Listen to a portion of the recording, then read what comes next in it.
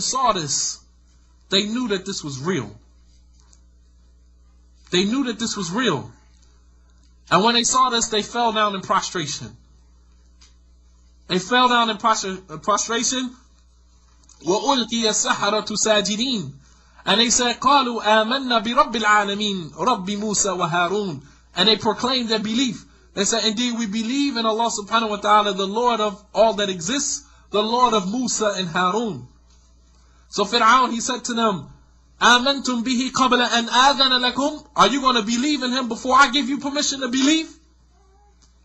He said, indeed, I will cut off your arms and your legs from the opposite sides, and I will crucify you. Listen to what they said to Fir'aun. They said to Fir'aun, you only have enmity and hatred of us because we believe when the ayats of our Lord came to us. O our Lord, make us patient and raise us up Muslims.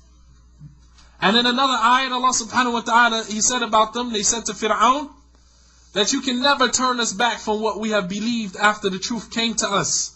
فَقْضِ مَا أَنْتَ قَادٍ. Do what you got to do. انظر إلى الإيمان. Look at what Iman does to an individual. He said, فَقْضِ مَا أَنْتَ قَادٍ. Do what you got to do. It doesn't matter to us. That you can only deal with us in this dunya, but Allah subhanahu wa ta'ala, He is the controller of the hereafter. And this is the same position that Asiya held when she believed in Allah subhanahu wa ta'ala. When she believed that Musa alayhi salam was a prophet of Allah subhanahu wa ta'ala, she forfeited everything. She gave up everything that Fir'aun had. None of what the possessions of Fir'aun meant anything to her. Not only that, Fir'aun oppressed her after, as Ibn Kathir mentions in his tafsir of this, Fir'aun oppressed her and tortured her after her belief in Musa alayhi salam. So we encourage the sisters to gain a knowledge, gain a fiqh of the religion of Allah subhanahu wa ta'ala, which increases them in Iman, which increases them in their awareness of their roles as Muslim women. As some of the sisters, they come into Islam still having this concept of, what a woman is supposed to be through the concepts that was given to them from Jahiliyyah. And then they bring that into Islam, and you find that same woman divorced, married, divorced, married. Why? Because she hasn't changed her concept of what a woman is. Her concept of what a woman is the same concept she had from Jahiliyyah. When you come into Islam, you have to change that concept. You have to change that concept. You are not a man anymore. You're a woman. As this society makes you believe that you are the man and the woman. But in Islam, you are the woman and you have a role to play. And the only way that you're going to understand your role is when you get a fiqh, understanding of the religion. And we ask Allah subhanahu wa ta'ala to give us an understanding of His religion, Jalla wa ala. And inshallah ta'ala, we'll stop here. And if there was any questions or any comments about anything that was mentioned, and we'll do that inshallah ta'ala after the salat. We will request from the sisters to please keep the questions either related to the topic or something that is relevant directly to what we're talking about here, to ask questions about anything outside of this. Myself, I'm not a scholar, I'm not a mufti, I'm only someone that's going to relate to you the kalam of the ulama, and we would ask that you respect that inshallah ta'ala and save your questions that are of dire importance and are of, dealing with serious matters, to save that for the ulama.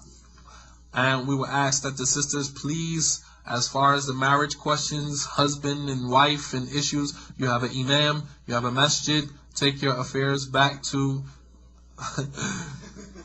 the imam here said take your affairs back to the ulama. But we'll try to do, inshallah ta'ala, what we can. If we know, we'll say what we know. And if we don't, we'll say we don't know, as we don't have a problem saying we don't know. Those who are greater than us, who came before us, was more knowledgeable than we were, said they didn't know. Imam Malik, rahimahullah ta'ala, who was given the nickname Imam ad-Dar al-Hijrah, the Imam of Medina during his time. A man came from France or Spain and asked him 38 questions. He answered 36 questions. I don't know, Allah knows best. He only answered 2 questions. And the guy, he said, well, I'll travel all the way from Spain here. What am I supposed to tell the people in Spain? He said, tell the people in Spain, Imam Malik don't know. Allah knows best. So we don't have a problem saying we don't know when we don't know, as there's nothing wrong with not knowing. There's nothing wrong with not knowing. And with that, we'll end, inshallah ta'ala. Wa sallallahu ala nabiyyina Muhammad wa ala alihi wa sahbihi wa sallama taslima kathira wa subhanaka lahumma wa bihamdik wa ashhadu an la ilaha illa anta wa astaghfiruka wa atubu ilayk.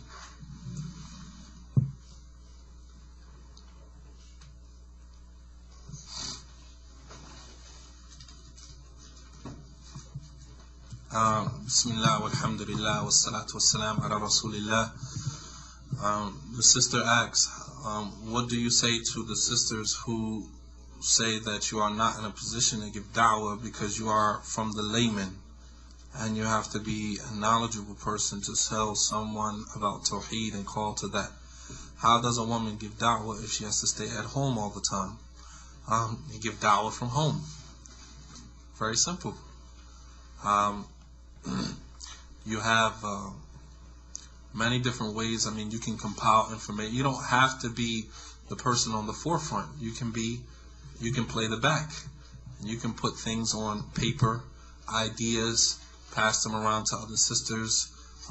As we mentioned before with the newsletter, you don't have to be out calling, verbally or physically. You can be at home compiling information.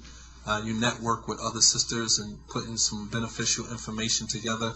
Writing books, putting beneficial articles together, downloading stuff off the computer. Maybe if you have a billboard in your masjid for the sisters, which Sheikh bin Baz, rahimahullah ta'ala, and his book, establishing a masjid, or the rights of the khatib and the khutbah and the masjid, he mentioned in there that every masjid should have a billboard. Where you keep, things posted like flyers and different articles and stuff like that, because it's very useful. Because when people walk into the masjid, the first thing they see is the billboard, and the billboard should always be filled with beneficial information, flyers for different lectures. Should always keep the community informed and abreast to what's going on in the different communities. Likewise, it's also a means of giving da'wah, because especially for Jumu'ah, when people come to your masjid for Jumu'ah that are not actually from your masjid, and they look up and they read, they may see a beneficial article, something that you downloaded off the internet, you put up on the billboard, and somebody read it and they benefited from it. So it doesn't necessarily mean that the sister has to be out. Everybody has to be out, physically, verbally giving da'wah, grassroots. It doesn't necessarily mean that. And as for giving da'wah, that you shouldn't give da'wah if you're not knowledgeable. You fear Allah subhanahu wa ta'ala as much as you have the ability to. And you inform the individual about Islam as much as you have the ability to.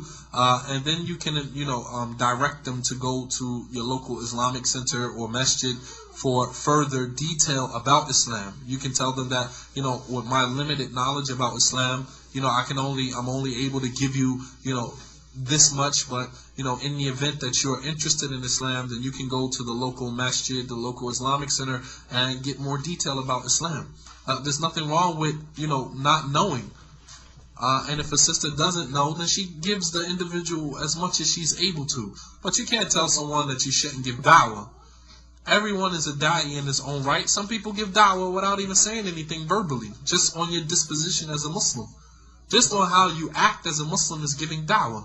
So you as a Muslim, you are a da'i no matter what you do. Whether you say something verbally or just in your behavior, you're a da'i. So no one should say that you can't give da'wah unless you have knowledge. Yes, if you're going to go out to the different masajids on the microphone, on the minbars, and you're going to be talking to people, then yes, it is a prerequisite that you have some sound Islamic knowledge of aqidah, of different issues and aspects of the religion, due to the fact of the questions that are going to come to you, due to the fact of the shubuhat, the misconceptions and things that you may be surrounded by once you step out into that field of giving da'wah. But at the same token, every individual should fear Allah subhanahu wa ta'ala on his level. And just because you are a sister who obeys Allah subhanahu wa ta'ala by staying home, as the sister said, staying home all the time, yes, you stay in your houses, as Allah subhanahu wa ta'ala said, وَقَرْنَا فِي بُيُوتِكُنَّ وَلَا يَخْرُجْنَا